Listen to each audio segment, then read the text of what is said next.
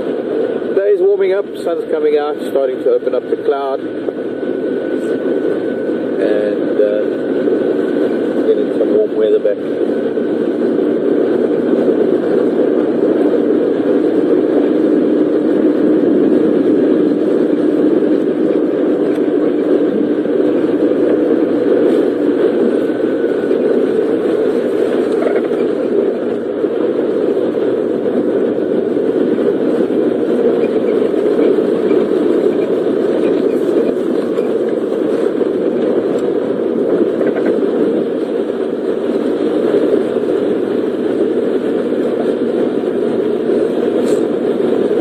Interesting question. Liz from Wisconsin wanting to know if we ever get earthquakes.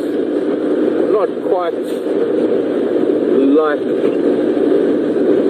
recent ones in Nepal, I don't think we've ever had anything higher than a 4. We've had some earthquakes down in the Cape. There's tectonic plate movement that's happening down in the Cape, close to the coast, and there are a lot of earth tremors up on the Highveld, on the western side of Johannesburg, where all the gold mines are. It's possibly got a lot to do with the gold mines. But the Carletonville area of South Africa is and Welkom, a town called Welkom, which means welcome. They're both notorious for the earth tremors and shakes that happen there, but never really anything serious. There was one a couple of, I don't know, maybe within a year, it was, I don't think it quite registered at 2, but it shook buildings and it caused a little bit of damage. Other than that, South Africa, we're very, very lucky in that we don't have many very severe natural phenomena. We do have floods and we have drought. We have had, yes, we have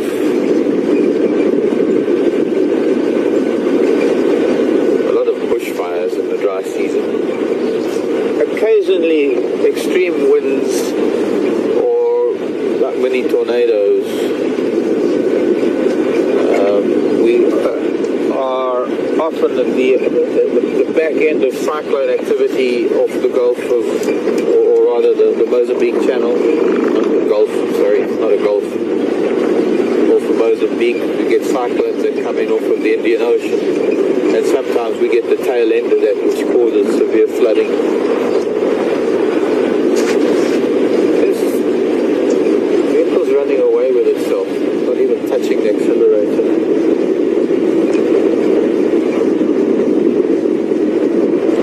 Okay, slow down, Jigger.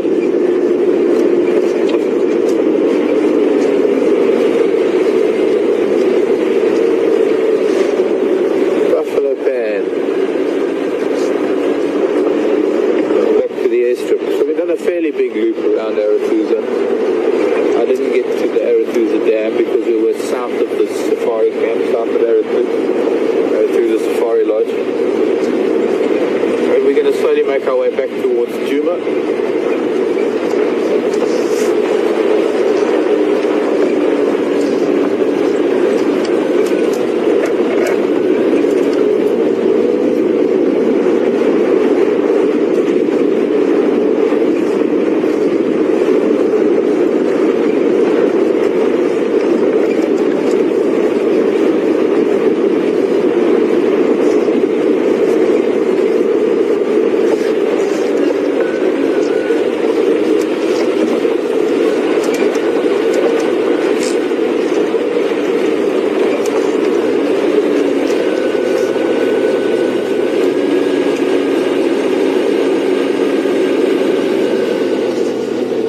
In Ohio. Hello, Sharon.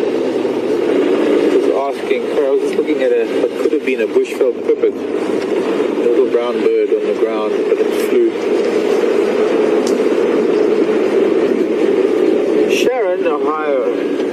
Pittsburgh.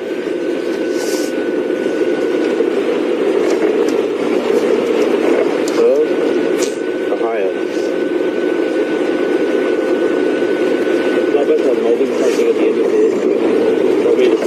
Probably the second bird again. Should we go and have a look? Why not? think we can take this track. I don't know if it is a real track, but we can take it. Ah, I see that. Sharon was asking if the sticks, or rather if the Matimbas were seen mating with the Styx female, why is it that they would then kill one of the cubs? Well, Sharon, it could very well be that the cub belongs to another male, but it also could be that maybe this recent encounter that the Matimbas have had with the Kurumas kind of maybe got the Matimbas a little bit riled up because of the way the young Kuruma's behaving, and maybe him leaving the sighting, leaving the Kurumas, left them with a little bit of pent-up aggression. I don't know. It's something we can only speculate about. We will never know the reason why. When things like that happen, it's very difficult to understand why. Even if they were the fathers of those cubs. We know that they killed one. Evidently the other cubs are missing or unaccounted for as yet. I'm seeing warthog. I'm seeing that family of 2 females with the 7 piglets. Ah, there is the secretary bird down there with the warthog. I doubt that the secretary bird would go for one of the young warthogs. I don't think it would be fast enough. Maybe when they were newborn. I was actually wondering if the warthog we saw earlier were part of these earlier warthog that we saw. I just wanted to see how many of these piglets are still here. But it sounds like we're going over to Scott. 1, 2, 3, 4, 5, 6. So far, 6 piglets. Secretary bird's gone off on the back end of the airstrip now. 1, 2, 3, 4, 5, 6, 7. Still got 7 piglets, so they're still doing a great job, these 2 mama pigs.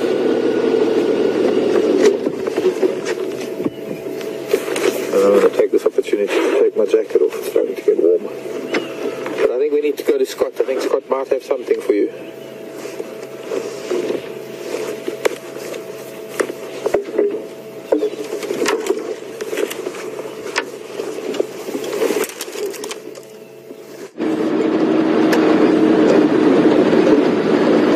Welcome back, everyone. And I forgot to mention earlier, how awesome is it that you had a very long sighting with Mark and the secretary bird earlier. What an awesome bird. And Brian and I are very jealous to hear about the fact that there was also the blacksmith lapwings getting involved, and apparently they were getting quite concerned when the secretary bird was getting close to them, or possibly even their nests.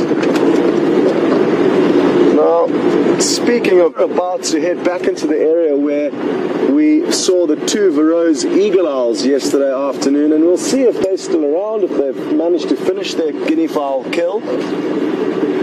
And while we make our way there, just some updates, and it's really exciting stuff. The WildEarth team is in the process of rapidly expanding, so it's important to know that in the coming weeks and months you should expect to see some new faces, new presenters, new cameramen, and that's really awesome. And I'm certainly looking forward to meeting and getting to know the new people that join our crew.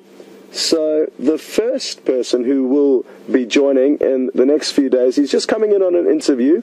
His name is James. I know him from where I used to work in the southern Sabi Sands. He used to work in a lodge next door. He's incredibly experienced and a real entertainer, so I'm sure you're all going to love him. But when he does arrive, and I think he'll be doing his first drive on Saturday, please give him a warm welcome, send him lots of questions, and let us know your thoughts. I'm confident that you'll all like him, and I hope his interview goes well. I'm not going to be here. I'm leaving today. But Brent will be here, and him and Brent actually worked at the same lodge, so they know one another very well. And I'm sure Brent's going to give him a hand. But it's important to understand that a lot of us are coming into the role as presenters for the first time. So just like myself, just like Brent, and just like James now, he will be a very experienced guide, but wouldn't have had too much experience with a camera behind him. You'd be used to having guests behind him, so it does take a little bit of getting used to. So don't be too rough on him, and I'm sure you're going to really enjoy what he brings to the table. And that's the wonderful thing about this industry, and I guess about life in general, is that everybody's different and everybody will have their different styles and techniques and stories to share with you. And the more presenters we get on board, the more diverse and exciting I think our product will be. And the same goes for cameramen and directors and anybody who gets involved with our growing team. They're going to bring in new thoughts and ideas, and basically it's just really exciting prospects that lie ahead, and who knows what future projects we'll get involved in. There's a whole continent to explore and take you on safari to, so who knows where we'll end up next. For now though, very happy to be in the Sabi Sands, and we are very lucky to be here on Djuma and Arathusa, and look forward to a few more months of action out here.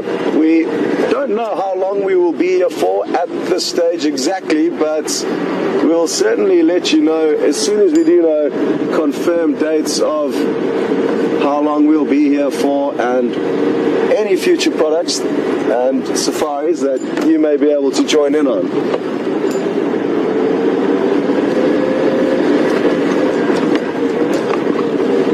Now, we're just a few moments away from driving underneath a beautiful big jackleberry tree where I'm hoping to find 2 Varro's eagle owls.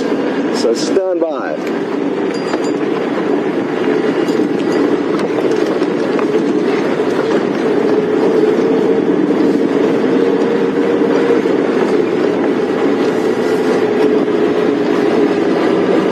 I guess I could have been a little bit more clear in terms of our future plans for Djuma and Arathusa. I said we'd be here for a couple of months. The plan is to stay here indefinitely, forever. So hopefully we will stay here for as long as we can, and that is the plan at this stage. So there's no plans on going anywhere, and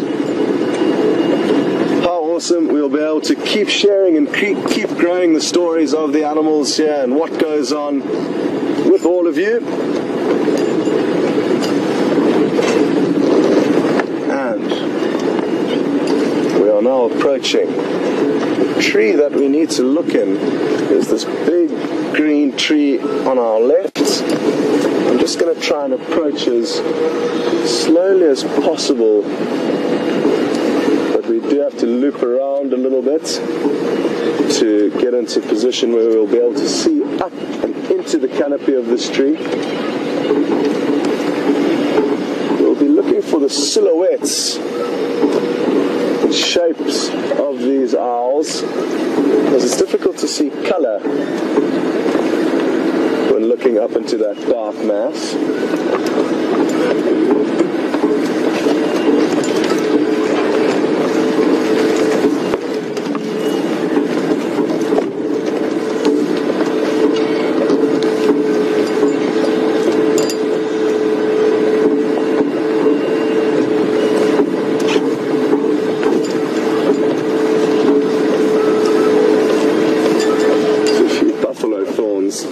Which are very nasty with thorns that I'm going to try and evade at all costs.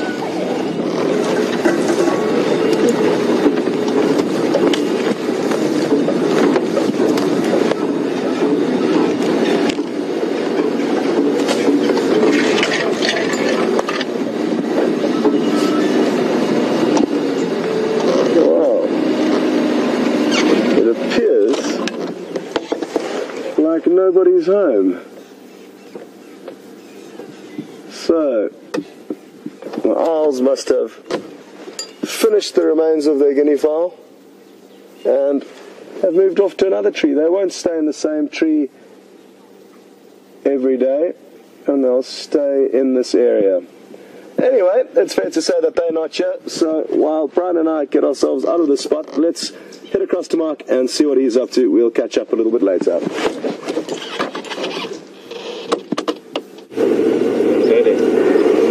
Hi everybody. Oh, that little baby early in the road.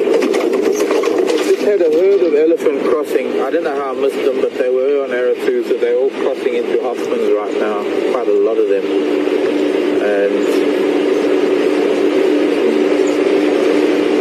I've already seen more than half a dozen or even more, 10 odd bellies off to the right. That makes about a dozen already with this family group that's just come in. Hello Ellie.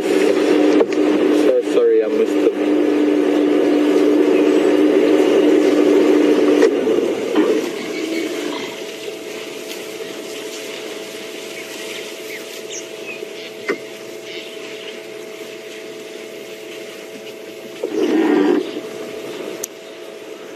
And that's the quickest glimpse we get. And now there's a big truck that's coming along, and that's just going to probably move them deeper into the bush. Now I'm going to have to get off the road.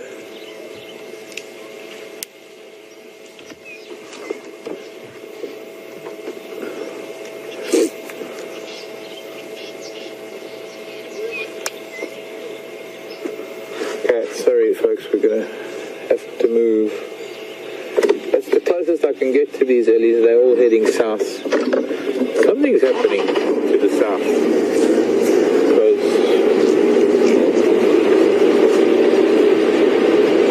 everything's moving south. I don't know if there are any more coming across.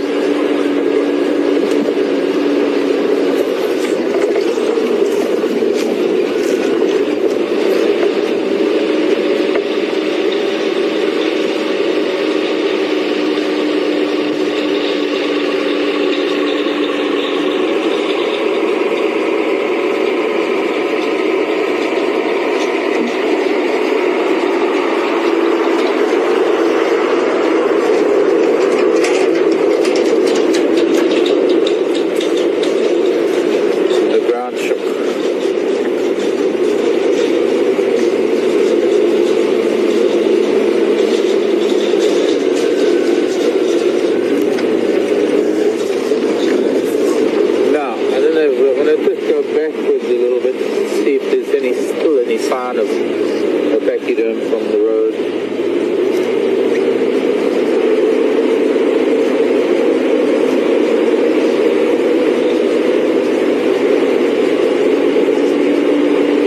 Very deep in, and now getting about 50 meters off the road.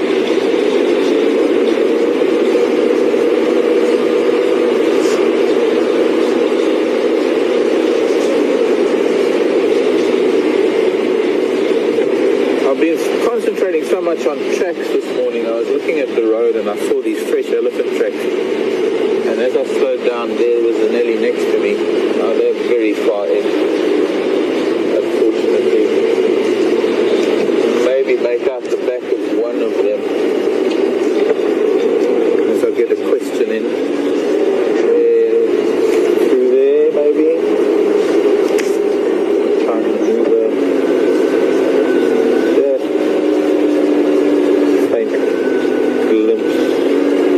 Ear flapping as they walk away, heading off into the distance.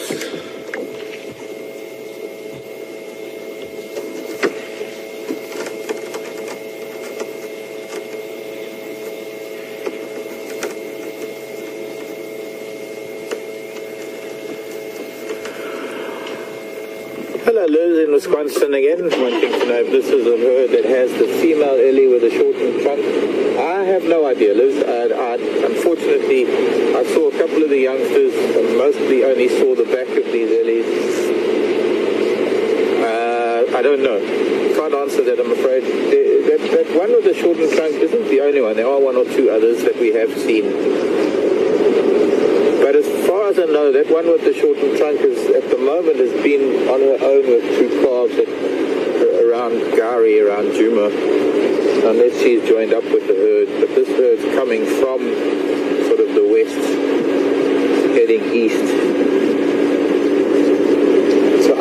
really don't know, I'm afraid. I barely got a glimpse of these elephants.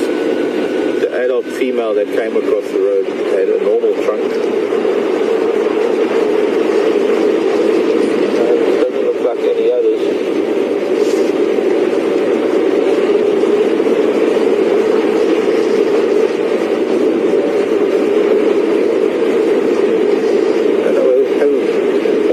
Take Gary Main and head east of Gary Main. Who knows, maybe they are walking parallel with Gary Main.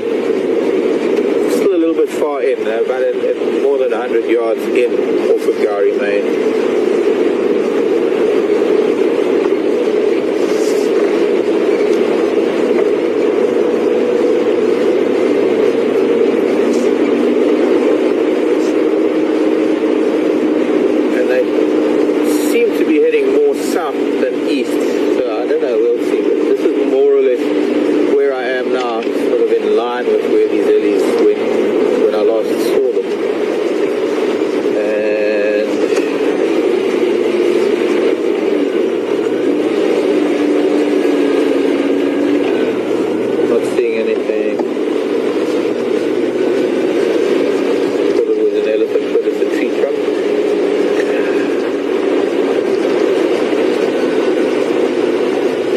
They're a little bit too far in.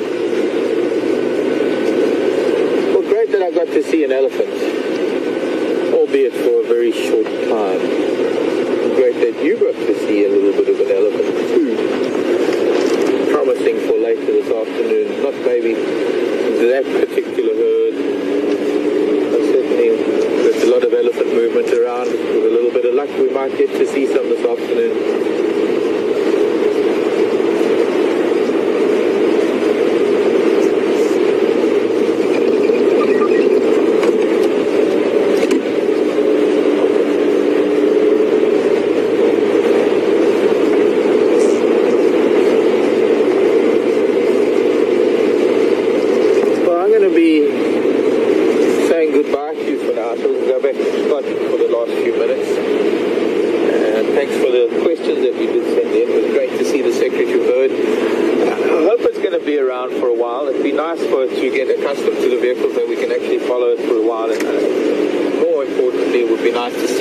Chasing something and feeding. Not that I'm wishing the death of a small animal, but it would be nice to observe something we don't get to see very often. And of course this last little bit with the elephants to top the morning off. Not much to follow up on for this afternoon in terms of tracks because there just haven't been any, but we'll be trying different areas this afternoon to see what we can find. Thanks for joining me. My name is Mark. Liam has been on camera. And I'll see you at 3 o'clock Central African time. And we head out for our sunset safari in a few hours' time. Love you lots. Bye.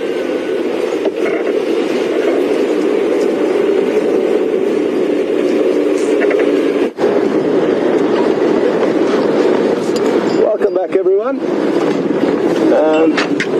just a few minutes left, but Brian and I are just about to reach the open clearings where we started this morning's drive with some male impala fighting quite ferociously with one another. And for those of you who've only joined recently, we actually went live a little bit earlier than normal because there was such good action we couldn't resist sharing it with you. It'll be interesting to see if there are any more impala floating around here and if there's any more fighting being done amongst themselves. I hope you've all enjoyed the sunrise drive today.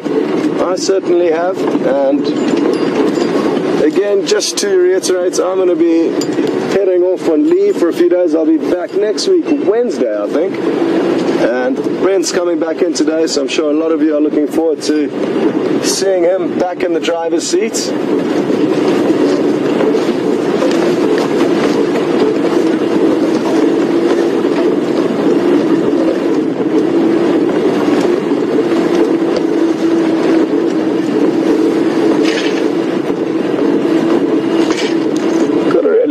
question through from Anne on Twitter, and Anne has brought up the topic of quarantine in Kanyuma, 2 young male leopards. They're 2.5 years old now, roughly, and we haven't been seeing them as much as we used to, and Anne is wondering if that could be attributed to them being kicked out by their father. And I think it certainly is a very likely scenario, and I think your theory is very true, Anne.